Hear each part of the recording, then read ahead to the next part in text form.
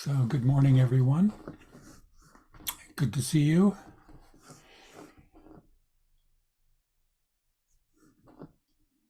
I'll wait a minute or so to let people get on.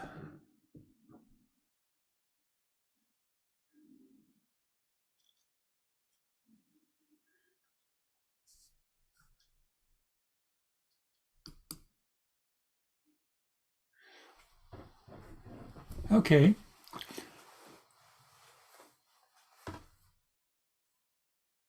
Well, I missed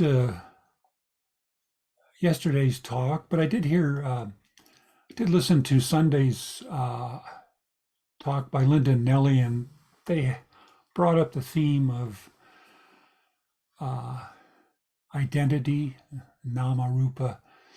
And so I'm going to say a few thoughts I had about that area, but just remember that whatever I'm saying here is provisional. So,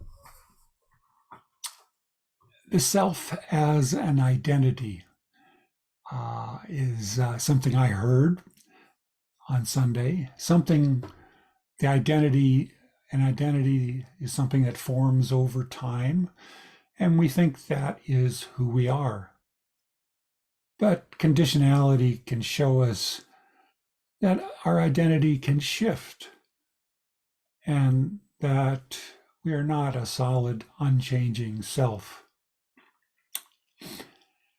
Nama rupa, the Pali term, nama, name, it's interesting. Pali related to Sanskrit, and they're all Indo-European languages like our language. Nama is very close to our word name. So nama and rupa, form, physical appearance. Nama could be considered the mental. Rupa could be considered the physical. The terms are joined together, and we can't know the physical form without giving it a name. All mental concepts that go with a name.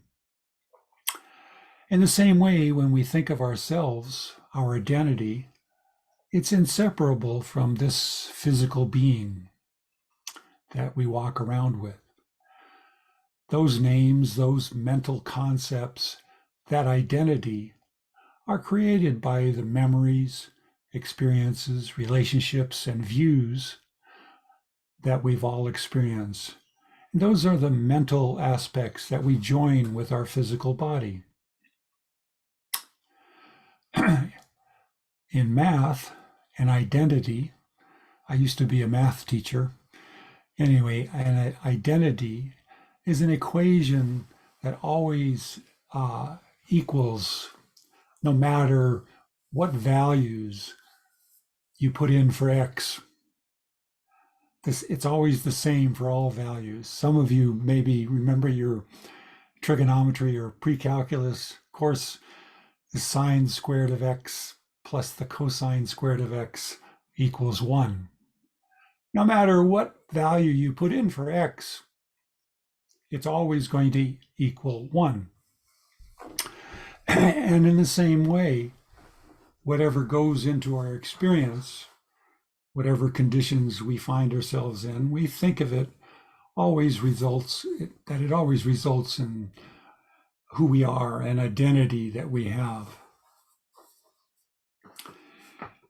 If we are looking out at the world as if through our mental window, no matter what we are seeing, we think we are looking out from the same room or house, our identity. That's how I think of it anyway. I was on a camping trip recently and had lots of time during the day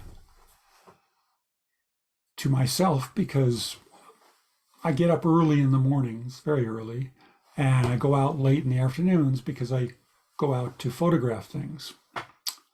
Anyway, I couldn't believe all the crazy, mundane, surreal stuff my mind came up with as I was just sort of lounging around. I had anxiety about my own electric vehicle. Will I have enough power in my battery to get back to civilization? I was kicking myself because the evening before I mostly missed the red light that appeared in the mountains. I was half dreaming that I was in the airport and lost my luggage. The usual stream of consciousness. And so, is that me? I ask myself, sometimes my meditation is like that. Am I all that stuff? What's my connection to that strange stream of thoughts and images?